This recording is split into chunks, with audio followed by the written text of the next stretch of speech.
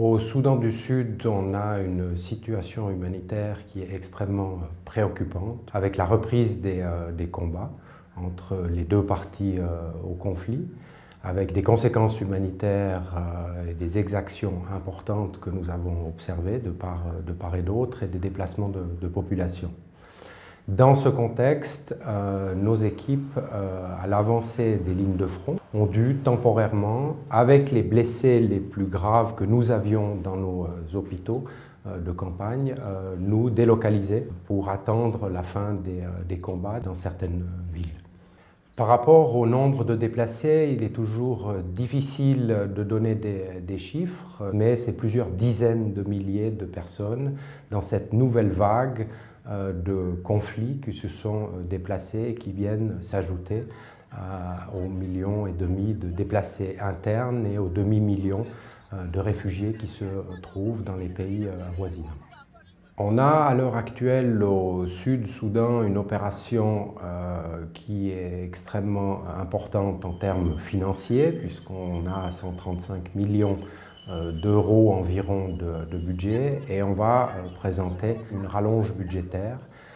d'environ 25 millions. La rallonge budgétaire et ce budget important, qui en fait la deuxième opération du Comité international de la Croix-Rouge au monde,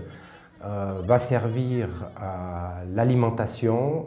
d'une part, va servir au projet d'eau et d'assainissement, va servir à maintenir 5 équipes chirurgicales en permanence que nous avons dans les zones gouvernementales et dans les zones d'opposition. On a mis en place des centaines d'interventions chirurgicales depuis le début du conflit.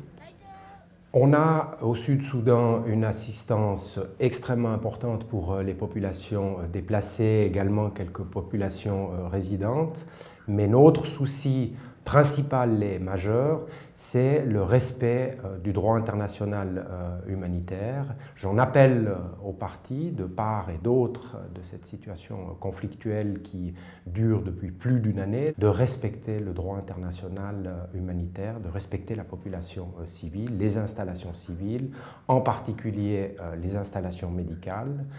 L'enrôlement d'enfants est totalement illégal en droit international, et c'est évidemment en gardien du droit international humanitaire une préoccupation majeure du Comité international de la Croix-Rouge que nous traduisons en un dialogue soutenu de persuasion auprès des deux parties à tous les niveaux